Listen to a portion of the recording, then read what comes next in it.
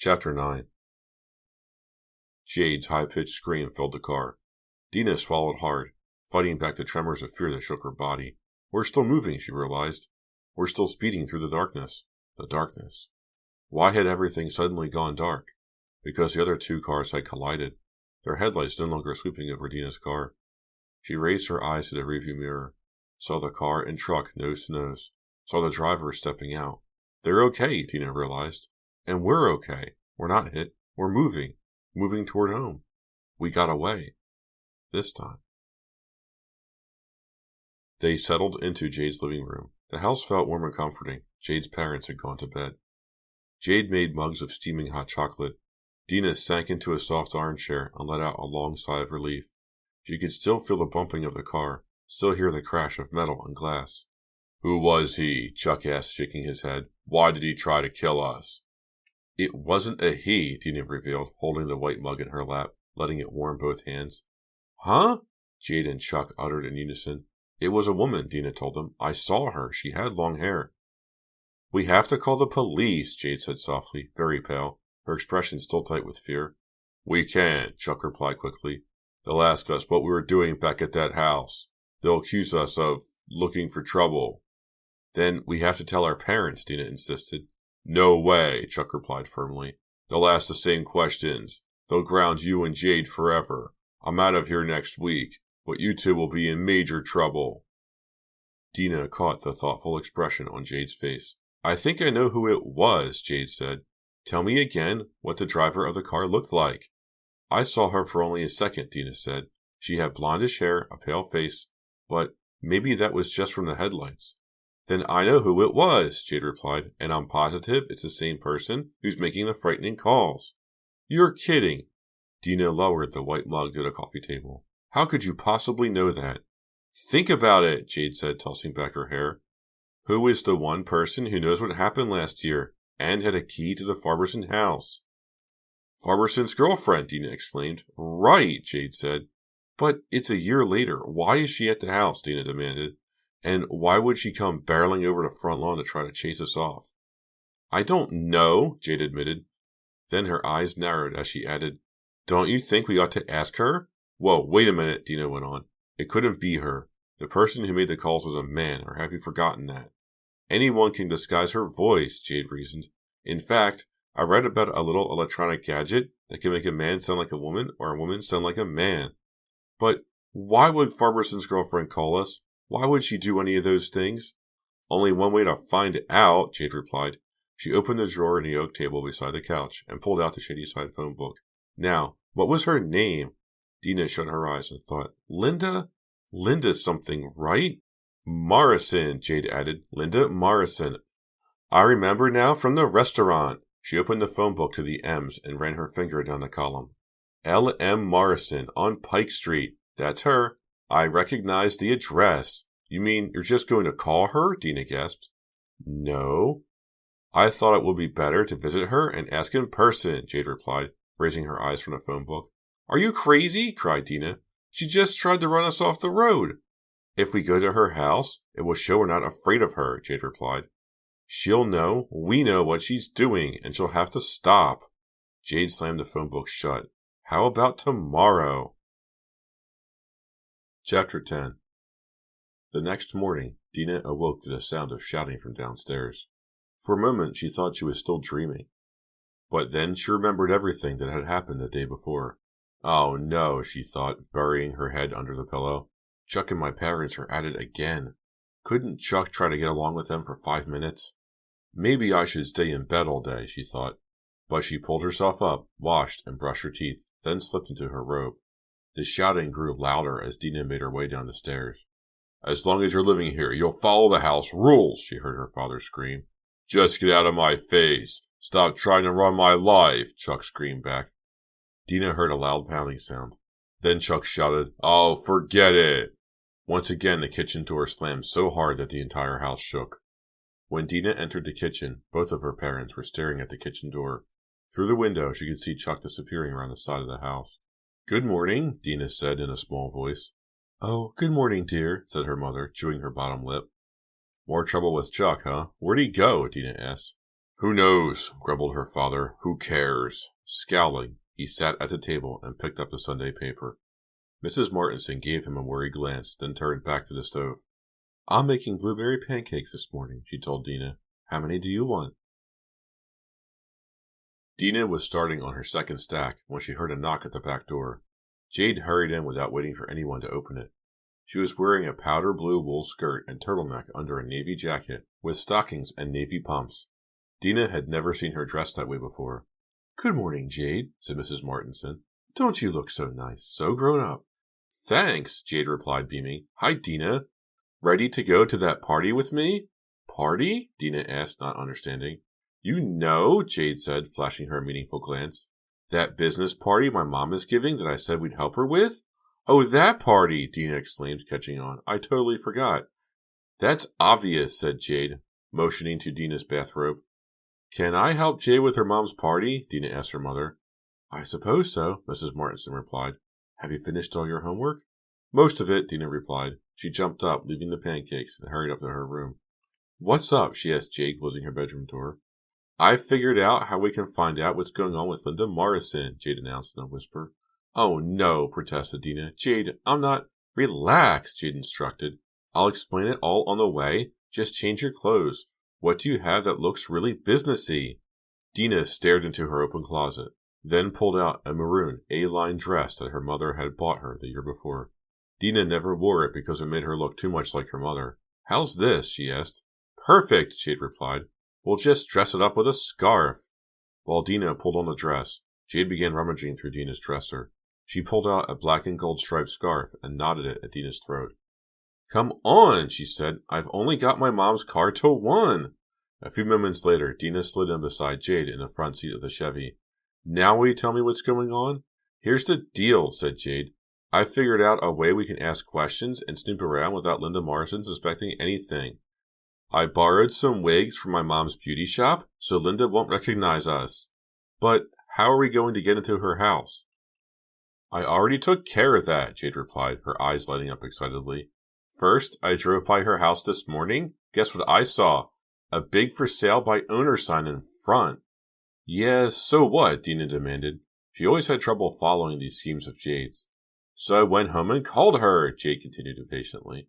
I told her I'm a real estate agent and that I've sold a lot of homes in her area. I told her I was sure I could find a buyer. And she believed you. What do you think? Jade replied. I know how real estate people talk. My aunt has been selling houses for years.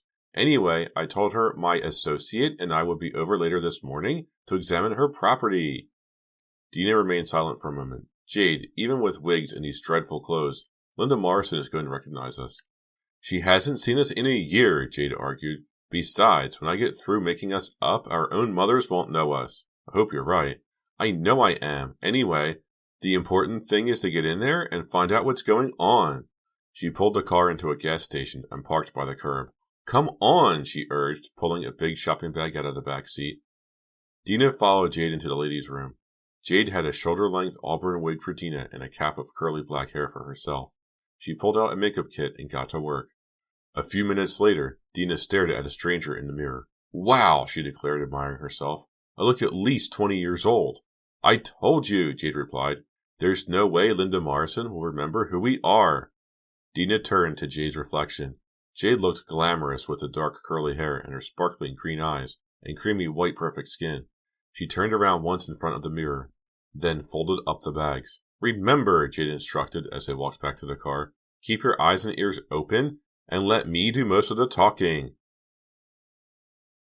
The one-story wooden house was small. It sat on a tiny lot, squeezed between two other similar houses. As they stood on the front porch, Dina felt her heart begin to pound. She swallowed hard, her mouth dry. What if Jade were wrong? What if Linda Morrison did recognize them? She had tried to run them down last night. What would she do if she had Jade and Dina trapped in her house? I've changed my mind, Dina thought. I want to get out of here. Jade always has the craziest plans. Why do I always go along with them? Why do I always get suckered in? This was a major mistake. I want to leave. Fast. But before she could tell Jade, the front door opened. Linda Morrison peered out at them. She's gained a lot of weight since the last time we saw her, Dina realized. Morrison's blonde hair had dark roots now and was pulled back into a ponytail. Her face seemed puffy, older. Yes, she asked, her voice flat and unfriendly.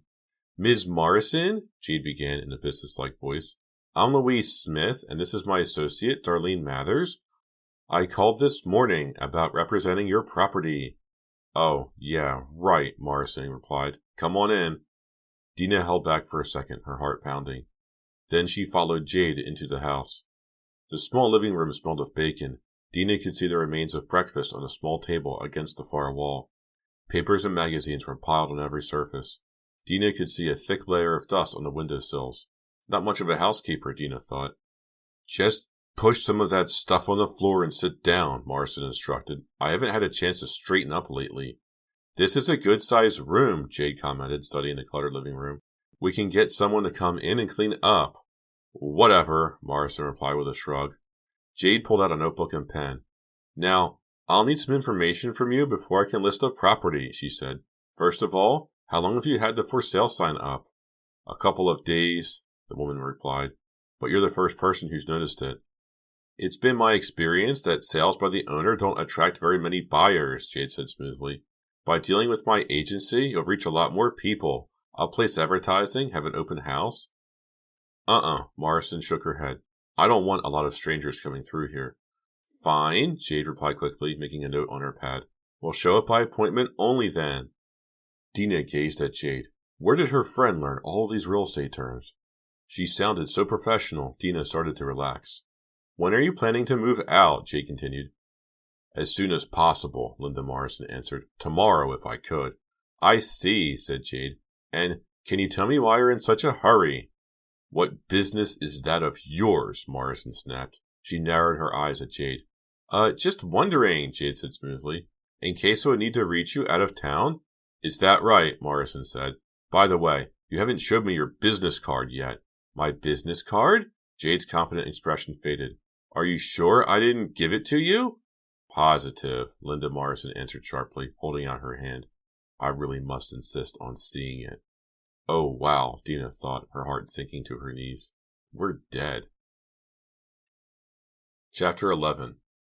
Linda Morrison crossed her arms over her chest. I'm waiting, she said coldly. No problem, Jade replied. She opened her purse and began to rummage through it. It's here somewhere, she murmured. Now what? Dina asked herself. What do we do? Jade can't stall her forever, pretending to look for a business card. She turned her eyes to the front door. Should we just make a run for it?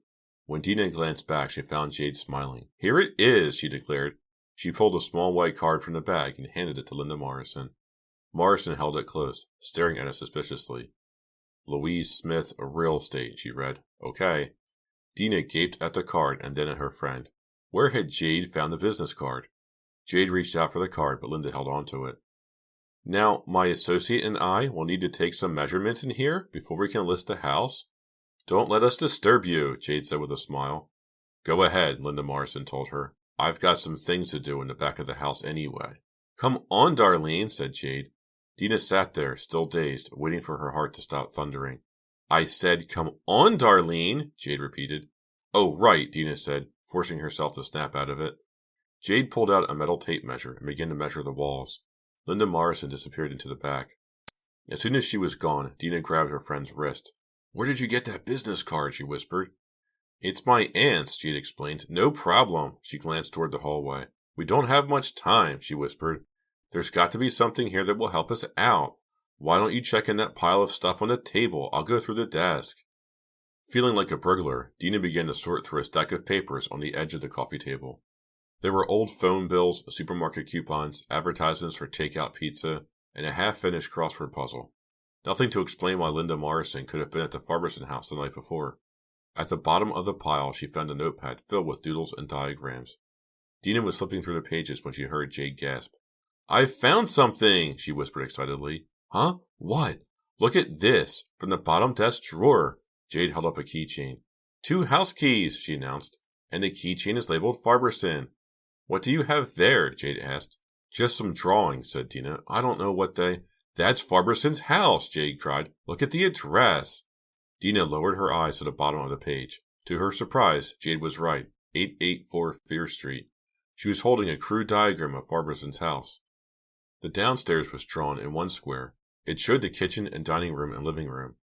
The living room where they had found Mrs. Farberson's body a year ago.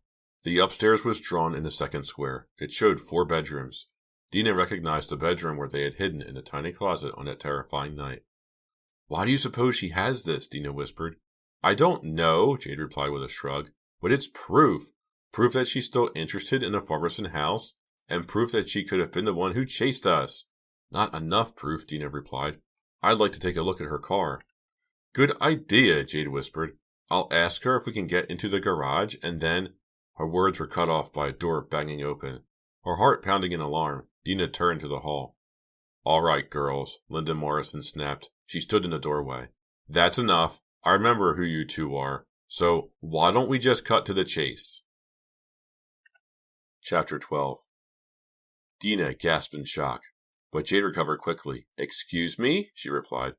You heard me, Linda Morrison said softly. Her eyes narrowed at Jade. I said I remember who you are. What are you doing here in my house? I'm Louise Smith, Jade insisted, and this is... But Dina could see that the woman wasn't buying Jade's lies. Drop it, Linda Morrison snapped, holding the business card Jade had given her. I just called the real estate office, and they said Louise Smith is on vacation. You're the 2 girls who messed in Stanley's problems last year. Now, what are you doing here? Why are you snooping around?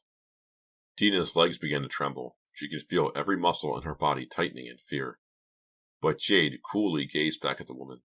I might ask you a few questions, Jade said. For example, why have you been making those phone calls to us? Phone calls? Morrison asked, confused. What are you talking about? Don't pretend you don't know about them, Jade replied sharply. Why did you try to run us over last night? Run you over? Morrison asked. Then that was you last night? You knew who it was, Jade accused. What's going on? Dina stared at her friend in admiration. The Morrison woman had caught them lying, but Jade had turned it around and put Morrison on the spot. I'm sorry, I was only trying to find out who you were, the woman said, her voice shaking. Do you expect us to believe that? Jade demanded. It's the truth, Morrison insisted. When I saw your car out by the curb, I got scared to death. If you were so scared, Dina demanded, why did you deliberately try to run down Jade and Chuck? I couldn't see anything, Morrison explained. I was using a borrowed car, and I couldn't figure out how to turn on the headlights. Yeah, right, Dina thought sarcastically. That's why she rammed her car 3 times. You must think we're morons. Who'd believe that story? But to Dina's surprise, the woman's expression changed. Her features crumpled, and tears began to appear in her pale blue eyes. I'm really sorry, she sniffled. I wasn't trying to hurt anyone, or even scare you. I was just trying to protect myself. From what? Jade asked, exasperated. And how could making scary phone calls to us protect you? I didn't make any calls, Morrison insisted. She dabbed at her eyes with a tissue. I'm sorry if you were scared, but you don't know how I felt. I've been so stressed out, so frightened, for months. Why? Asked Jade. It's him, Morrison replied heatedly. Stanley. I know he's in prison, but I'm terrified that he'll get out and come after me. He blamed me for everything. How could he get out? Dina cried, finally finding her voice. He was sentenced to life, right? Stanley is much more clever than you can imagine, Morrison sobbed. He and his lawyer have been working on an appeal. Something to do with a legal mistake. If he wins his appeal, he could be out this month. No, Dina gasped. There must be some mistake, Ms. Morrison. Call me Linda, the older woman said. She shook her head. I'm so sorry to break the news to you, girls. I know you must find it frightening, too. But he killed his wife, Dina cried. I can't believe they just let him go free. It happens all the time, Linda replied bitterly. If Stanley can prove that the police didn't follow the law perfectly, he can get out. The month is almost over, Dina said thoughtfully. Could he be out already? If Farberson is out, it would explain the nasty phone calls, Dina thought. And the drawing of the chainsaw. It would explain everything. No, he's not out yet, Linda assured them. My lawyer promised to let me know when it happens. Besides, the minute he's free, Stanley will come after me. I know he will. I'm still confused about something, Jade said. What were you doing at his house on Fear Street last night? For a moment, the older woman didn't answer. I suppose I might as well tell you, she said finally. You know that Stanley stole a lot of money from his restaurant before he murdered his wife. Yeah, we remember, Jade said. Well, before Stanley was arrested, he told me he had hid it somewhere in the house. He wanted me to put it somewhere safe. So what did you do? Jade demanded. I tried to find it, Linda replied, but I couldn't, she sighed. Stanley didn't believe me. He accused me of stealing it. He phoned me from prison a few weeks ago. He said that if I didn't come up with the money by the time he gets out, he'll kill me. So you've been searching the house for the money, Dina guessed. I've looked everywhere, Linda replied, her eyes again brimming with tears. That's all I've been doing for weeks, but I can't find it, and I think I know why. Why? Jade asked. Someone else must have taken it, Linda said. Someone else who knew it was there. Her expression changed. She glared at Jade, then at Dina. I just figured it out, Linda Morrison exclaimed. Oh man, I've been so stupid. But I just figured it out. You took the money, didn't you? The woman moved quickly to block the front doorway. I'm right, aren't I? She cried, studying them both. You took the money. Dina was about to protest, but Jade, as usual, spoke first. Yeah, you're right. We took it all, Jade confessed. Chapter 13. Dina gasped. What was Jade saying? Had she lost her mind? We took the money, Jade repeated. Then we flapped our arms and flew to the moon. Linda Morrison stared hard at Jade. What are you saying? I'm saying that's crazy, Jade told her. Dina and I didn't know about any hidden money. That's a good story, Linda replied sharply, but I know different. I know that the night Stanley caught you last year, you were searching his house. What else could you have been looking for? We were looking for papers, Jade replied. Looking for some kind of proof that Farberson was guilty. Dina's brother Chuck had been accused. We were trying to find something that would prove Chuck was innocent. Morrison studied them. Why should I believe you? She demanded. All I know is the money is gone, and Stanley will blame me. Well, we didn't know about it, and we didn't take it, Jade insisted. Linda blew her nose and sighed, and now her mood seemed to change again. I suppose I have no choice but to believe you, she said. Maybe Farberson lied about hiding the money, Dina offered. I thought of that, Linda told her. But if so, why is he threatening me? In any case, I give up. I'm not looking for it any more. Last night was my last attempt. What are you going to tell Farberson? Jade asked. Nothing, said Linda. I'm too afraid to even think about talking to him again. I've decided to move someplace far from here, where he can never find me. That's why my house is up for sale. As a matter of fact, I was starting to pack when you called this morning. Well, good luck, Dina said, not knowing what else to say. Thanks, Linda replied, and good luck to you girls, too. She narrowed her eyes at them. If Stanley gets out, you may need it. Dina spent the rest of the afternoon working on her algebra and a history paper. She kept listening for Chuck to come home, but there was no sign of him. Jade called at 6. Her mom and sister had gone to visit Jade's aunt. She invited Dina over for pizza. Thanks for getting me out of the house, Dina said when Jade opened the door. It's a nightmare there. My parents are so mad at Chuck. Good thing he's over here then, Jade said, gesturing toward the sofa. Chuck! Cried Dina. Do Mom and Dad know you're here? Chuck gave her a sour scowl that told her he was sick of talking about the whole situation. As far as I'm concerned, he said, they don't need to know anything about me. Ever. Dina decided to keep her mouth shut. She sat down in one of the armchairs across from Chuck. From the 2 pizza crusts on a paper plate, she could see that he had already had a head start on dinner. Have a root beer, Jade offered, handing Dina a glass. So, Jade was just telling me about your big adventure this afternoon, Chuck said, pulling another slice from the carton. Dina snickered. You should have seen Jade with short, curly black hair. I'll bet she looked great, Chuck gushed, gazing at Jade admiringly. I told him what Linda said about the money, Jade said. I told him she thinks the money isn't there anymore. But Chuck says... I think she's lying, Chuck interrupted. Why would she lie? Dina asked. Because she doesn't want anyone else to get it, Chuck replied impatiently. The Morrison woman may be going away, but I'll bet she still wants to get her hands on the money. Chuck could be right, Jade said thoughtfully. Think about it. Remember how she kept saying over and over that the money was gone? That's because it is gone, Dina exclaimed. No, it's because she didn't want us to find it, Jade declared. She told you about the money to see if you girls knew anything about it, Chuck explained. Then, when she found out you didn't, she wanted you to think it wasn't in the house after all. Well, maybe you're right, Dina agreed, but so what? So, I think that money is ours, Chuck exclaimed, grinning. Chuck, Dina gasped, you don't mean... I don't know how much there is, he continued, ignoring her, but it will go a long way toward getting me started in Los Angeles. You can't take that money, Dina protested. Why not? Chuck replied, still grinning. We deserve it after everything we went through last year. In a way, you could say we earned it. Jade, talk him out of it, Dina pleaded. I think I agree with Chuck, Jade confessed. I mean, It's not like we're robbing a bank or anything. The money is already there and no one knows it's there.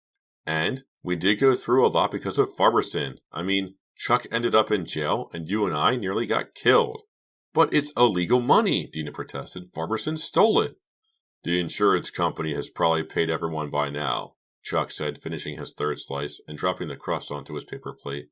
Don't be such a wimp, Dina. It's free money, and it can be ours. For a moment, Dina just stared at her brother. How could Chuck even be thinking of trying to find that money? Jade is nearly as bad, Dina decided. How could she encourage him? So, what do you say? Chuck asked, jumping up. How about a little treasure hunt? You mean tonight? Jade cried, surprised. The sooner the better, Chuck told them. I don't know if I'm ready to go back there, Jade said, biting her lower lip. Especially after last night? Ignoring them, Chuck made his way to the front entryway. Chuck, come back, Jade called. We have to talk about this some more. I don't need your permission, Chuck called back. I don't even need your help. He pulled open the front door. Chuck, no, Dina pleaded. Last chance to come with me, Chuck announced. He stepped out into the dark. Dina and Jade followed him onto the porch. Jade, you've got to stop him, Dina pleaded. I'm trying, Jade said. She ran down the sidewalk after Chuck, screaming his name over and over. Chuck, please stop. Listen to me, Chuck. Chuck? Jade grabbed his shirt and he struggled, pushing her aside. No, don't, she wailed. Dina started after them, but she stopped when she saw someone standing under the streetlight at the curb. His face was buried in shadows, but Dina could see that he was tall and broad, dressed in black. Farberson? She opened her mouth to call to Jade and Chuck. Too late. The man burst out from behind a light post. He grabbed Chuck. They wrestled for a moment. Jade uttered a frightened scream as the man wrapped Chuck in a chokehold. Dina watched Chuck sink to his knees, his arms flailing wildly, helplessly, as the man, grunting and cursing, strangled him.